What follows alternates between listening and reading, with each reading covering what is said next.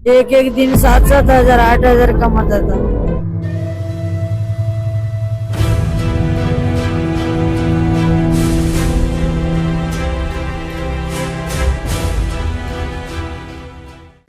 भारत में कुछ जगहें ऐसी होती हैं जिनका नाम सुनते ही लोगों के मन में कई तरह की तस्वीरें बनने लगती है। कोई उन्हें रहस्य से जोड़ता है, कोई डर से और कोई सिर्फ जिज्ञासा से। लेकिन अक्सर सच्चाई उन कहानियों से कहीं ज्यादा गहरी होती है जो बाहर से दिखाई देती है। आज हम आपको ले चलने वाले हैं महाराष्ट्र के शहर पुणे की एक ऐसी जगह पर जिसके बारे में लोग बहुत कुछ सुनते हैं, लेकिन उसकी असली कहानी बहुत कम लोग जानते हैं। ये जगह है बुधवार पेठ।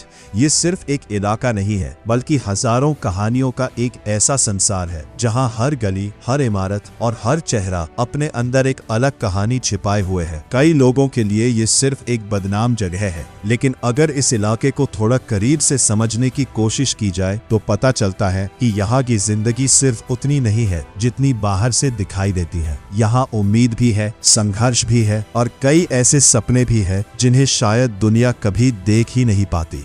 इस वीडियो में हम जानने की कोशिश करेंगे कि आखिर बुधवार पेठ का इतिहास क्या है, ये इलाका कब और कैसे भारत के सबसे बड़े रेड लाइट एरिया में से एक बन गया, यहाँ रहने वाले लोगों की जिंदगी कैसी होती है, यहाँ का दिन और रात का माहौल कितना अलग होता है और आखिर क्यों आज भी ये जगह हजारों कहानियों को अपने अंदर समेटे हुए है। हम ये भी समझने की कोशिश करेंगे कि इस इलाके की असलियत क्या है। क्या ये सिर्फ वही है जो लोग सुनते आए हैं या इसके पीछे कोई और सच्चाई भी छिपी है। लेकिन वीडियो को आगे बढ़ाने से पहले आपसे एक सवाल है, अगर किसी जगह की पहचान सिर्फ उसकी बदनामी से ही तय कर दी जाए तो क्या ये उस जगह की पूरी सच्चाई हो सकती है, या फिर हमें उस जगह पर रहने वाले लोगों की जिंदगी को समझने की कोशिश करनी चाहिए। अगर आप भी ऐसी सच्ची और अनसुनी कहानियों को जानना चाहते हैं तो वीडियो को लाइक जरूर करें और चैनल को सब्सक्राइब कर लें, क्योंकि स्लम डायरीज पर हम सिर्फ जगहों की कहानी नहीं बताते, बल्कि उन लोगों की जिंदगी की झलक दिखाते हैं जिनकी आवाज अक्सर समाज की भीड़ में खो जाती है। महाराष्ट्र का शहर पुणे अपने इतिहास, शिक्षा और आधुनिक विकास के लिए जाना जाता है। ये शहर देश के सबसे तेजी से बढ़ते शहरों में से एक माना जाता है। यहाँ बड़ी बड़ी IT कंपनियां हैं, हजारों छात्र पढ़ाई करने आते हैं और हर साल कई लोग बेहतर जिंदगी की उम्मीद लेकर इस शहर में बसने आते हैं। लेकिन इसी शहर के पुराने हिस्से में एक ऐसा इलाका भी मौजूद है जिसकी पहचान बिल्कुल अलग है। यही इलाका है बुधवार पेठ। इतिहास के पन्नों को देखे तो पता चलता है कि बुधवार पेठ का नाम मराठा शासन के समय पड़ा था। उस समय पुणे में अलग अलग बाजारों और इलाकों को उनके दिन के नाम पर जाना जाता था। सोमवार पेठ,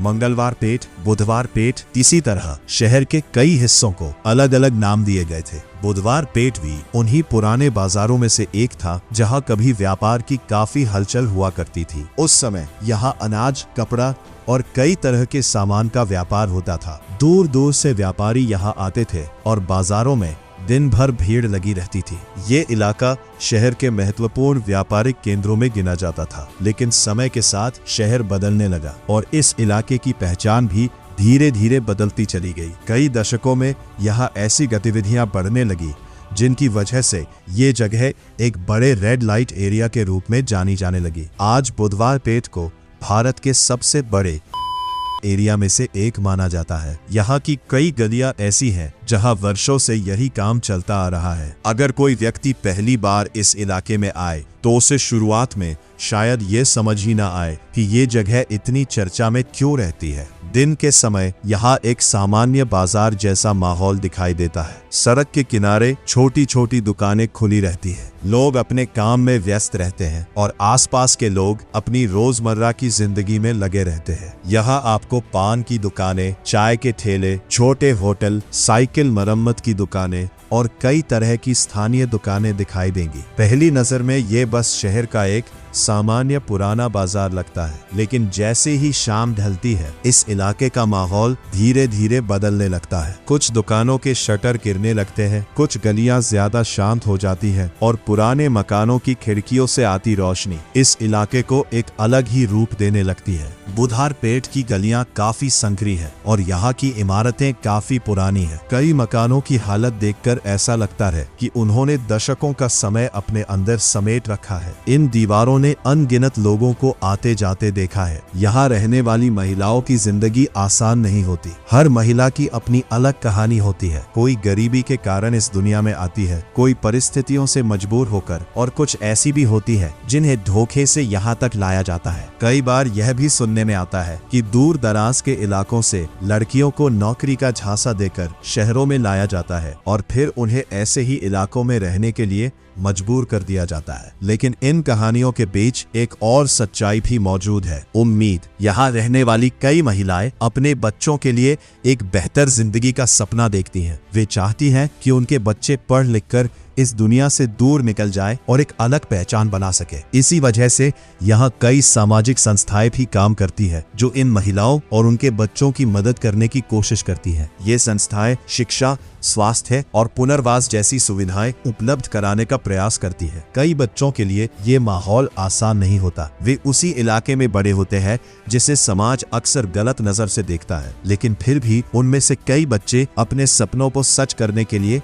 संघर्ष करते रहते हैं। बुधारपेट की एक और दिलचस्प बात यह है कि यहाँ की जिंदगी बाहर से देखने पर जितनी एक जैसी लगती है, असल में उतनी होती नहीं है। हर गली का माहौल अलग होता है। हर इमारत के अंदर अलग अलग कहानियां चल रही होती है। कुछ लोग सालों से यहाँ रह रहे हैं और इस जगह को ही अपना घर मान चुके हैं, जबकि कुछ ऐसे भी होते हैं जो किसी न किसी दिन यहाँ से निकलकर एक नई जिंदगी शुरू करने का सपना देखते रहते हैं।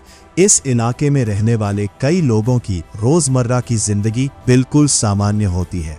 सुबह होते ही आसपास के घरों में चाय बनती है। लोग अपने काम के लिए निकलते हैं। कुछ बच्चे स्कूल की तरफ जाते हुए दिखाई देते हैं और कुछ लोग छोटी छोटी दुकानों को खोलकर दिन की शुरुआत करते हैं। इन पलों में ये इलाका किसी भी आम मोहल्ले जैसा ही लगता है, लेकिन जैसे जैसे दिन आगे बढ़ता है, यहाँ का माहौल धीरे धीरे बदलने लगता है। कुछ गलियों में भीड़ बढ़ने लगती है, कुछ जगहों पर सन्नाटा छा जाता है और पुराने मकानों की खिड़कियों से बाहर झांकती नजरें इस इलाके की अलग कहानी बयान करने लगती है। इन सब के बीच सबसे दिलचस्प बात यह है कि यहाँ रहने वाले लोग भी उसी शहर का हिस्सा हैं जहाँ बाकी लोग रहते हैं। उनके भी अपने सपने हैं, अपनी परेशानियां हैं और अपने छोटे छोटे खुशियों के पल भी हैं। यही वजह है कि बुधारपेट को समझना सिर्फ उसके नाम से नहीं, बल्कि वहाँ रहने वाले लोगों की जिंदगी को समझकर ही संभव है। रात के समय बुधारपेट का माहौल पूरी तरह बदल जाता है। सड़कें अलग दिखाई देती हैं, रोशनी अलग होती है और यहाँ आने जाने वाले लोगों की गतिविधियां भी बदल जाती है। कुछ लोग जल्दी जल्दी कदम बढ़ाते हुए दिखाई देते हैं, कुछ लोग आसपास देखते हुए धीरे धीरे आगे बढ़ते हैं और कुछ लोग सिर्फ जिज्ञासा में इस इलाके को देखने आते हैं, क्योंकि उन्होंने इसके बारे में बहुत सुना होता है। लेकिन इस जगह की असली कहानी सिर्फ रात की गतिविधियों तक सीमित नहीं है। असली कहानी उन लोगों की जिंदगी में छिपी है जो यहाँ रहते हैं। उनकी रोजमर्रा की जिंदगी में संघर्ष है, उम्मीद है, डर है और कई बार एक बेहतर भविष्य का सपना भी है। कभी कभी जब हम किसी जगह के बारे में सिर्फ उसके नाम के आधार पर राय बना लेते हैं, तो हम उसकी असली सच्चाई को समझने से चूक जाते हैं। बुधारपेट की कहानी भी कुछ ऐसी ही है। ये जगह हमें ये याद दिलाती है कि हर शहर की चमकती सड़कों के पीछे कुछ ऐसी गलियां भी होती हैं जिनकी कहानियां उतनी ही महत्वपूर्ण होती है। स्लम डायरीज की इस सीरीज में हम भारत के अलग अलग इलाकों की उन कहानियों को समझने की कोशिश कर रहे हैं जिन्हें अक्सर नजरअंदाज कर दिया जाता है। कमाठीपुरा, सोनागाछी, जीबी रोड और अब बुधारपेट, हर जगह की अपनी अलग कहानी है, लेकिन इन सभी कहानियों में एक बात समान है, वो है इंसानी जिंदगी की जटिलता। क्योंकि कई बार जिन जगहों को हम सिर्फ बदनाम इलाकों के रूप में जानते हैं, वहाँ असल में हजारों लोगों की जिंदगी, उनके सपने और उनके संघर्ष छिपे होते हैं। और शायद यही वजह है कि ऐसी जगहों की कहानियां सुनना और समझना